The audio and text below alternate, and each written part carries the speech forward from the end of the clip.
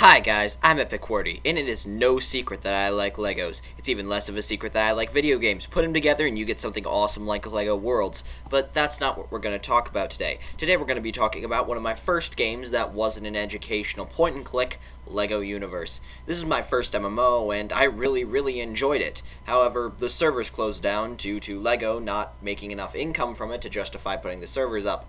Though fortunately I did find an emulation program that allowed me to run the game later, which fortunately allowed me to make this video for you guys, I guess. First off, a little bit of a disclaimer. If you're thinking, man, this world seems empty, you'd be right, but that's just because of how I'm emulating the game, and the developers of the emulator haven't figured out how to put all the enemy NPCs and such into this particular area. So, we'll have to wait on that indefinitely, since it appears they're not developing it anymore. Alright, disclaimer over. The first thing I noticed while returning to the game is that these worlds are actually pretty small. I'm flying around with the jetpack that everybody got as a developer's gift in the final weeks of the game, but it's still pretty empty, even if I traverse it on foot. I'll give the worlds this though, even though they're small, they are very well done. The art style is very minimalist and cartoony as to avoid the technological limitations of the time, and let's admit it, a realistic Lego game doesn't really sound appealing.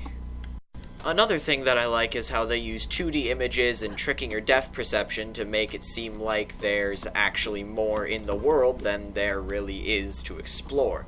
It's a very neat trick, and I feel like more games should use it. Another thing I really do like is... that music.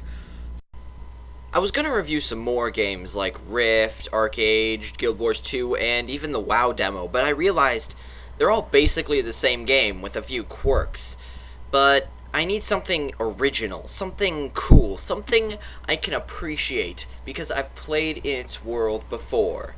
And Elder Scrolls Online. I don't get why everyone hates this game. The graphics are downright beautiful, the animations are really smooth. And the combat? Oh, the combat. Instead of walking up to an enemy and spamming one and maybe alternating some keys if it's giving you some trouble, you actually fight the character by pressing left mouse button. It's awesome. Next we have APB Reloaded. It's not a good game. It really isn't. The first thing you notice about this game is the graphics. They suck. This gun model is horrible, and I know people can make really impressive avatars with their whole customizer, which is actually pretty in-depth, but all I can seem to be able to make is a retarded monkey. And it doesn't help that your character runs like he pooped himself either. Now, I want to say something before I go any further. Inherently, this game's concept is actually pretty good.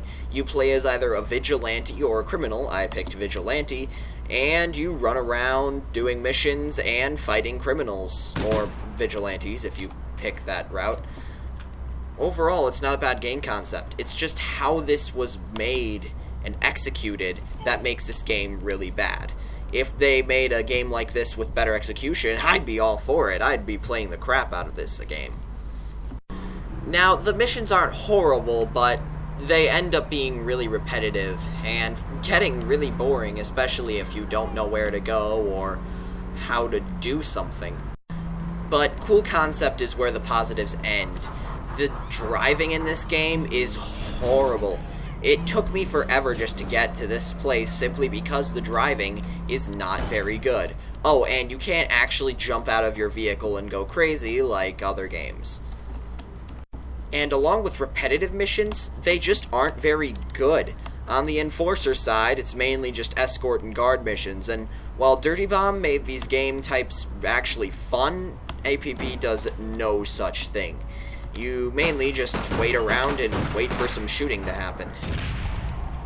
But overall, for positives, the gunplay is pretty okay, but it has one major flaw which I will discuss with you later. The world isn't very interesting either. The map is split up into 3 areas: social, financial, and waterfront, and all 3 of them are just really freaking boring.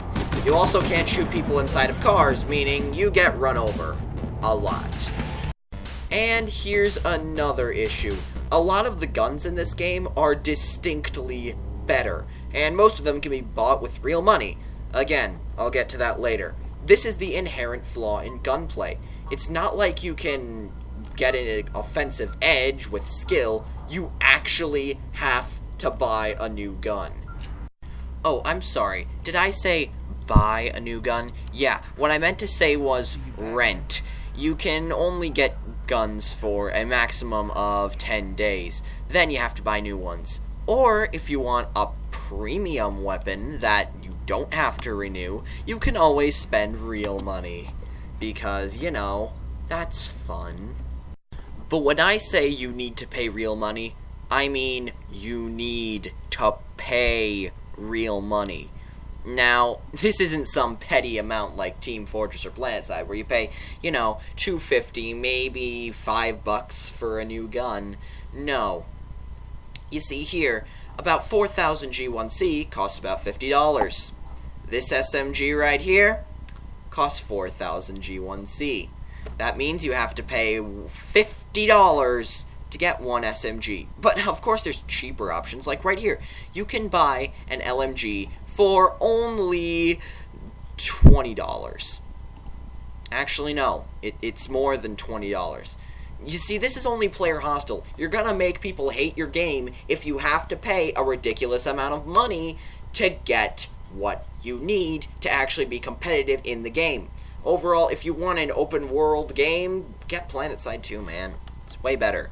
And if you want an open world game, sandbox in general, dude, Just Cause 2.